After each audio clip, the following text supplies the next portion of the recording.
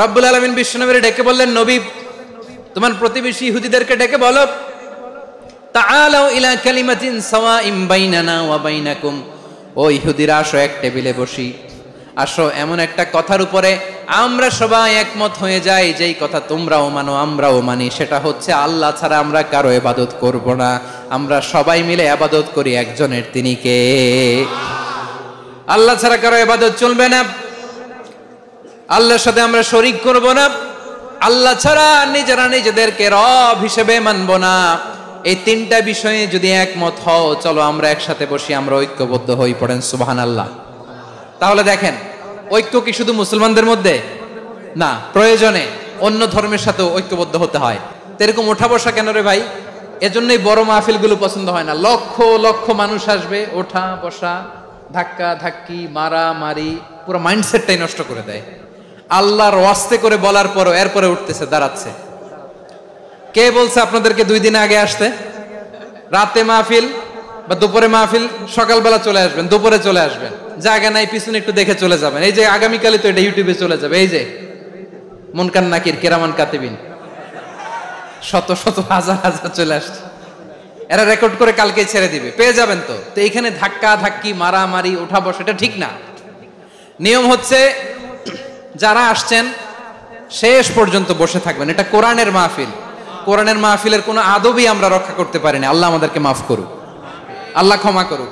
ধাক্কা ধাক্কি, মারামারি করে, ওঠা বসা করে মাহফিলের সৌন্দর্য আমরা নষ্ট করে দিচ্ছি। আল্লাহর রাস্তায় আর কয়েকটা মিনিট বসেন।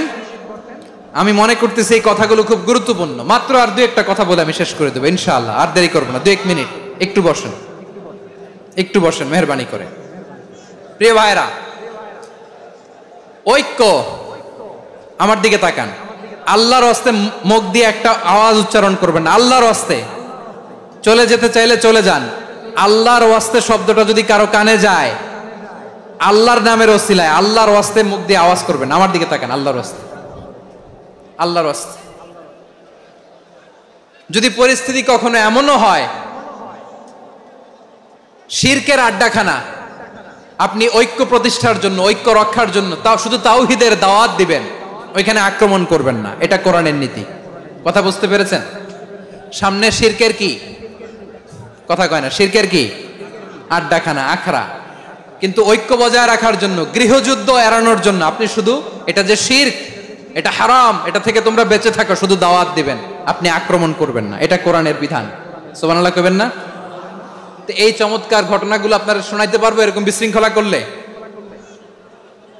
মূসা আলাইহিস সালাম আল্লাহর সাথে সরাসরি কথা বলতেন। ওয়া কাল্লামাল্লাহু মূসা তাকলিমা। সুবহানাল্লাহ পড়েন, আওয়াজ তুলে সবাই বলেন সুবহানাল্লাহ। এখন বনি ইসরাইল হচ্ছে পৃথিবীর সবচেয়ে গোয়ার জাতি। তারা বলে, মূসা তুমি যে আল্লাহর সাথে কথা বলো আমরা তো দেখি না, তুমি যে কথা বলো আমরা তো শুনি না, তো কি করতে হবে? বনি ইসরাইল বলে, আমাদের মধ্য থেকে 70 জন নিয়ে যাইতে হবে তোর পাহাড়ে। ওরা আয়েশা যদি কয় হ্যাঁ আমরা শুনছি, তাহলে বিশ্বাস করব। কত বড় ডাকাত দেখছেন বনি ইসরাইল। এদের চেয়ে গোয়ার জাতি নাই। এত গোয়ার তুমি করেছে মুসা আলাইহিস সালামের সাথে। তুমি যে আল্লাহর সাথে কথা বলে আমরা তো দেখি, কি করব? 70 জন আমাদের বন্ধু বান্ধব যে যদি দেখে, তারা বললে ওকে আস, 70 জন আস। 70 জন নিয়ে গেল। মুসা আলাইহিস সালাম হারুন আলাইহিস সালামকে খেলাফা দিয়ে গেলেন, আল্লাহ ওনাকে নবী বানালেন। মুসা আলাইহিস সালাম বললেন, হারুন খবরদার, বনি ইসরাইলের মধ্যে তাওহীদের বাণী প্রচার করবা, ঐক্য ধরে রাখবা, বিচ্ছিন্ন হতে দিবা না। চলে গেছে। এইদিকে বনি ইসরাইলের এক দুষ্ট লোক ছিল, নাম সামিরি। কি নাম? সামিরি। সে সবাইরে বলল তোমাদের স্বর্ণগুলো ফালাও। স্বর্ণগুলো ফেললো। বনি ইসরাইলের স্বর্ণগুলোকে গলিয়ে সে একটা গরুর বাচ্চা বানালো। গোবৎস। কিসের বাচ্চা? দেখেন গরুর পূজা কিভাবে শুরু হয় পৃথিবীতে প্রথম। গোবৎস পূজা, গরুর বাচ্চার পূজা কিভাবে। সে স্বর্ণ গলি গরুর বাচ্চা করে, জিবরাইল আলাইহিস সালাম যে জমিনে এসেছিলেন, ওই ফেরেশতার পায়ের নিচের একটু মাটি সে বুদ্ধি করে প্যাকেটে রেখে দিছিল। সে গরুর বাচ্চা বানায় স্বর্ণ দিয়ে গলিয়ে ওই মাটি এটার মধ্যে ঢুকাই দিছে বেলকে দেওয়ার জন্য। স্বর্ণ দিয়ে বানানো গোবৎস গরুর বাচ্চার গায়ে যখন সেই মাটি ছুঁড়ে দেয়া হলো, এখন বাছুরের ভেতর থেকে ভ্যাঁ ভ্যাঁ আওয়াজ আসতেছে। কে আসতেছে? সবাই তো অবাক। সামিরি বলে, আরে তোমরা যে 70 জন দিয়ে মুসা আলাইহিস সালাম রে পাঠাইছো ওইদিকে, এত ঘুরতেছে, আল্লাহরে খুঁজে পায় না, আল্লাহ তো এটার ভিতরে ঢুকছে। নাউজুবিল্লাহ বলবেন না? তোমরা যে 70 জন দিয়ে পাঠাইলা, 70 জন নিয়ে মুসা আলাইহিস সালাম খালি ঘুরতেছে, আল্লাহরে পায় না। পাবে কেমনে? আল্লাহ তো, নাউজুবিল্লাহ, এটার ভিতরে সেজদা দাও। এই সেজদা দিয়ে গেল। আল্লাহর নবী হারুন আলাইহিস সালাম বললেন, খবরদার, এটা সুস্পষ্ট শিরক। আল্লাহ সব গুনাহ মাফ করে, শিরকের গুনাহ মাফ করে না, খবরদার তোমরা থামো। কে শোনে কার কথা?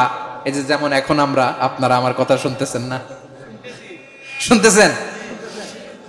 হারুন আলাইহিস সালাম বললেন, খবরদার, এই শিরকি কাজে তোমরা সংযুক্ত হয়ো না। তোমাদেরকে কি মনে নাই আমার ভাই মুসা আলাইহিস সালাম কি বলছে? আল্লাহ শিরক মাফ করে না, খবরদার শিরক করো না, আল্লাহরে ভয় করো। হারুন আলাইহিস সালাম তাদেরকে বুঝালেন, শিরক করো না, আল্লাহরে ভয় করো। শুধু এতটুকুই তিনি বুঝালেন, দাওয়াতি কাজ পালন করলেন, কিন্তু প্রতিরোধ করেন নাই, সশস্ত্র সংগ্রামে লিপ্ত হন নাই, বাধা দেন নাই, কারণ গৃহযুদ্ধ বেঁধে যেতে পারে। উনি ভাবলেন, আমি যদি আমার বাহিনী নিয়ে দাওয়াত দেওয়ার সাথে সাথে প্রতিরোধ করি, আক্রমণ করি, ওরাও আমারে আক্রমণ করবে, ব্লাডশিট হবে, রক্তপাত, এমন অবস্থা হবে বনি ইসরায়েলের মধ্যে যেটা হয়তো আমার ভাই মুসাও কন্ট্রোল করতে পারবে না। সুবহানাল্লাহ কইবেন না? এক একজন নবীকে আল্লাহ তাআলা কি ইন্টেলেক্ট দিয়ে পাঠিয়েছেন। তিনি ভাবলেন, আমি দাওয়াতি কাজটাই করি, এটা যে হারাম এটা থেকে শুধু বারণ করি, কিন্তু প্রতিরোধ না করি। আমি যদি ঐক্য ধরে রাখতে পারি, বাকিটা আমার ভাই সামলে নেবে। সুবহানাল্লাহ। ইন দা মিনটাইম মুসা আলাইহিস সালাম আল্লাহর সাথে কথা বলে যখন ফিরে আসলেন, দেখলেন বনি ইসরায়েলের অধিকাংশ লোক মুশরিক হয়ে গেছে, মুশরিক হয়ে গেছে। মুসা আলাইহিস সালাম রেগে গেলেন। রেগে প্রথমে বনি ইসরায়েলদেরকে অ্যাটাক না করে ভাইয়ের দাড়ি ধরলেন। হারুন আলাইহিস সালামের দাড়ি আর চুল, মেজাজি নবী ছিলেন। হারুন, তুমি কি করলা? তোমার কি দায়িত্ব দিয়ে গেলাম, তুমি কি করলা? তুমি থাকতে বনি ইসরায়েল কেমন করে শিরকের কাজে নিমজ্জিত হয়ে যায়? সাইয়েদনা হারুন আলাইহিস সালাম বললেন, ইন্নী, কোরআন সাক্ষী, কোরআন থেকে কোট করছি, ইন্নী খাশিতু আন তাকুলা ফাররাকতা বাইনা বনি ইসরাঈলা ওয়া লাম তারকুব কওলি। ও আমার ভাই, আমার দাড়ি ধরবেন না, আমার মারবেন না। আমি ভয় করেছি, আমি ভয় পেয়েছি, না জানি আপনি বলেন তুমি কেন খাশিতু আন তাকুলা ফাররাকতা বাইনা বনি ইসরাঈল, আপনি এসে আমারে যদি বলেন তুমি কেন ঐক্য ধরে রাখলে না, কেন মারামারি হলো, কেন রক্তপাত হলো, তোমারে কি এই দায়িত্ব আমি দিয়ে দিয়েছিলাম? আমার কথার দিকে কি তুমি ভ্রুক্ষেপ করো নাই? আমি যে বলছি তাওহীদের বাণী প্রচার করবা আর ঐক্য ধরে রাখবা, আমার কথা কি শোনো নাই? আপনি আমারে ধমকাবেন, এই জন্য আমি প্রতিরোধ করি নাই, আক্রমণ করি নাই, গৃহযুদ্ধ আটকানোর জন্য, কিন্তু আমি দাওয়াত দিয়েছি। সুবহানাল্লাহ পড়েন। ঐক্য ধরে রেখেছেন। মুসা আলাইহিস সালাম মুহূর্তেই সামিরীকে আক্রমণ করলেন, অ্যাটাক করলেন, শাস্তি দিলেন। মুহূর্তেই ওই গোবৎস গরুর বাছুরকে ভেঙে চুড়ে মেসাকার করে সাগরের মধ্যে ভাসিয়ে দিলেন। পুরো বনি ইসরায়েলকে আবার তাওহীদের উপর প্রতিষ্ঠিত করলেন। পড়েন সুবহানাল্লাহ। এই ঘটনা থেকে শিক্ষা কি? শিক্ষা হচ্ছে, আপনি শিরকের আড্ডাখানা দেখলেও বৃহৎ স্বার্থে তাওহীদের দাওয়াত দিবেন, প্রয়োজনে আপনি ঐক্য নষ্ট করবেন না। সুবহানাল্লাহ পড়বেন না? তাহলে ঐক্যের গুরুত্ব বেশি না কম? বলেন, আওয়াজ করে বলেন। ওয়াতাসিমু বিহাবলিল্লাহি জামিআ, আল্লাহর রশিকে আঁকড়ে ধরো। ওয়ালা তাফাররাকু, তোমরা বিচ্ছিন্ন হয়ো না। পেকুয়ার ভাইরা আওয়াজ করে বলেন তো, আদেশটা কার? এখন বলেন, আমাদের ঐক্যবদ্ধ জীবনের দরকার আছে না নাই?